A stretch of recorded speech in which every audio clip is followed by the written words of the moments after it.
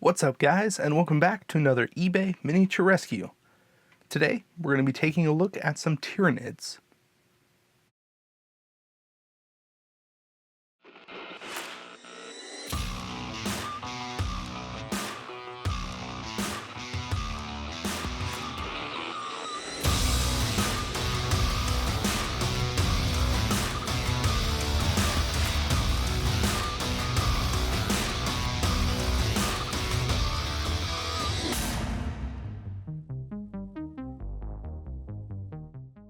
Right, so normally I've been showing the model right at the beginning just for a quick second.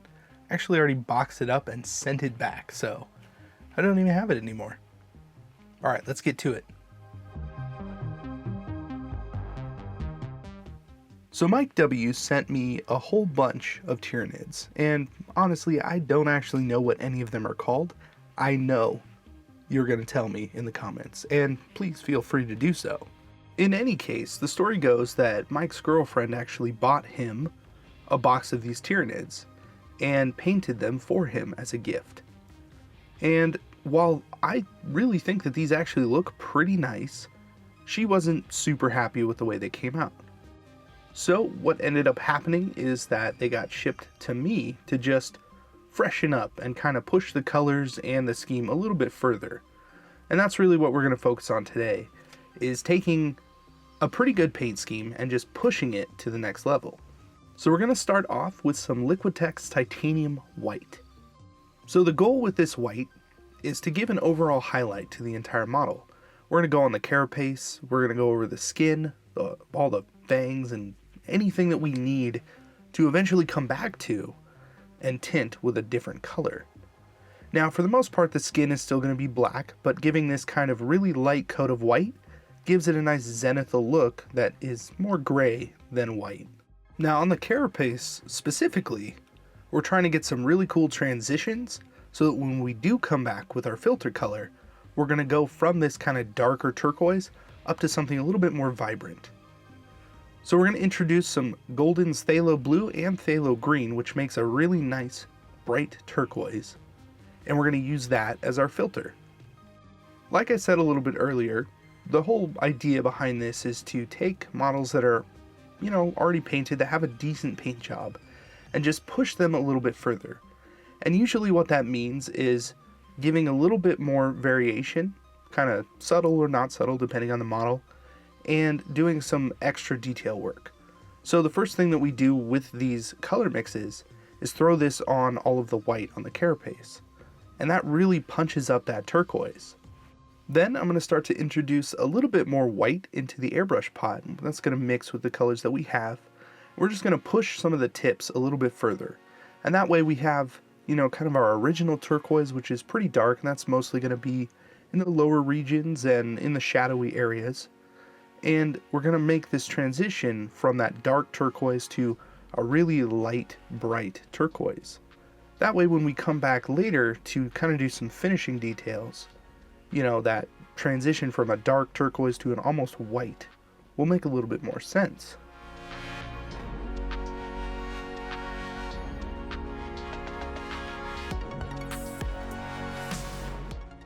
So now that we pretty much have our new base coat locked in, I'm going to come in with Vallejo White and start to do some detail work by edge highlighting the carapace and any of the bones. So to answer a comment that I got last week about Vallejo White specifically, the reason that I use it, and I tend to use it more often than other whites, is because it just works. It's a nice color, and it goes on fairly smoothly, and I really haven't found a better straight out of the bottle pure white. Now that being said, I haven't really tried a whole bunch of other whites. Although when I was at LVO, I was talking to the awesome Uncle Adam over at Tabletop Minions, and he told me that the Pro Acryl White is the best in the game.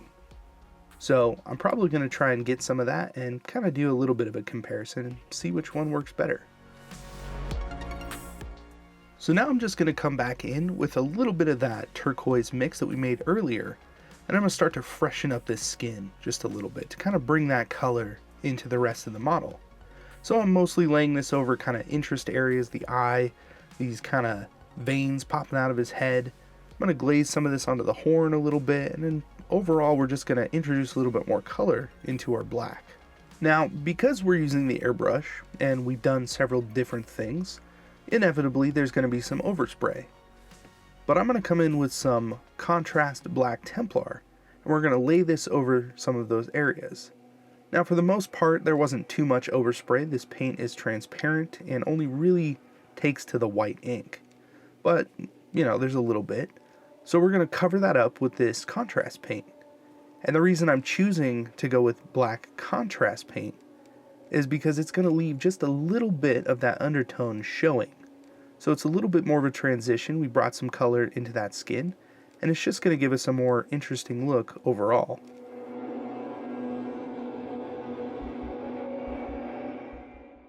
Now to finish off the skin, we're going to come in with Citadel's Eshin Gray. Now because we already kind of have a gray tone going on because of that white ink over the top, we're just going to tie all of the skin together and make sure we pick out some of the more prominent details.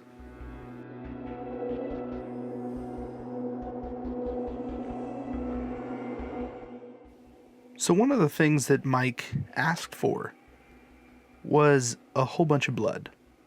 So what I'm going to do is dip a brush into Blood for the Blood God, use my airbrush to spray through that brush, and get some really nice stringy gore on this model.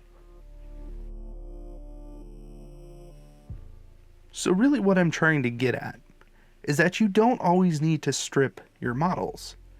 Now whether that's personal models that you want to continue working on or something you found on eBay, if it has a decent base coat and you like the colors, then there's no reason why you can't just continue working.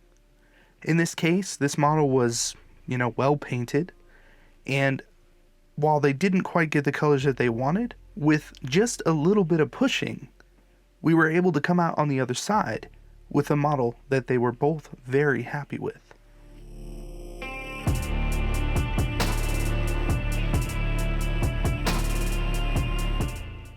And hey, we're not done yet. We have one more model, and it's a little bit more of a truncated version of this, just kind of going over the same ideas, but the model was just too awesome not to include, and weirdly, I couldn't really fit it into frame most of the time, so I ended up choosing this model to be in the video.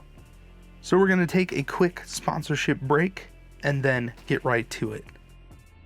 If you didn't know, there's a merch shelf just below this video. It's got t-shirts, mugs, and stickers. I just want to say thank you to everyone who has purchased something from this store so far. It's really helped in buying new models and equipment to keep this channel going. So thank you.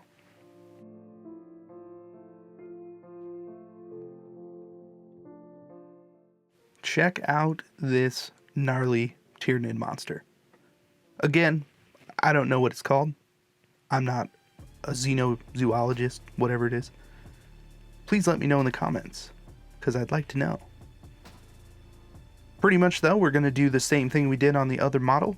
I'm going to show a shorter version of that and get to another reveal at the end. So you can either, stick around, watch that, or just skip right to the end and check it out.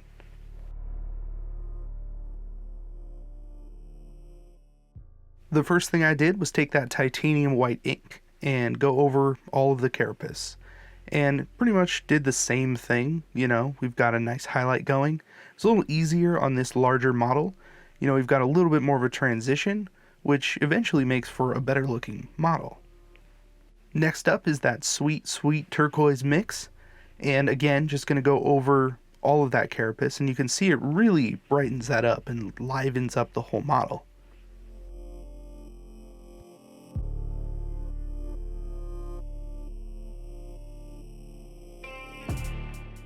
Skipping ahead a little bit to the edge highlighting, this step on this model took about the same amount of time as it took me to paint the other one.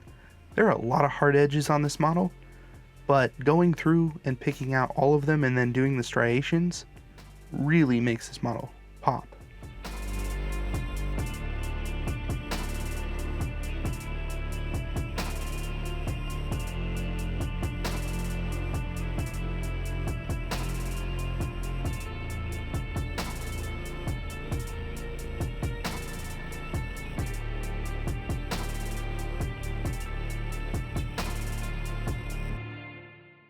A good rule of thumb to follow for something like this is to kind of sandwich your colors.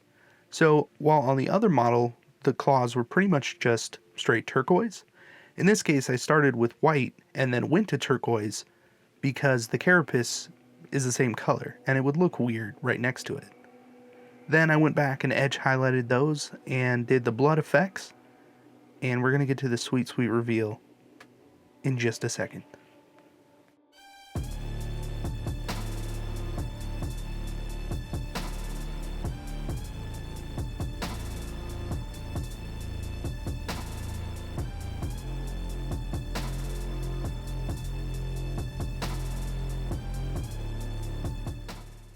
Thank you once again for joining me on another eBay Miniature Rescues. If you like something about this video, please consider liking, sharing, and subscribing, as it really helps out the channel. And don't forget, that merch shelf is just below this video with t-shirts, mugs, and stickers. And all of that goes towards buying new models and maintaining this channel in the best possible way.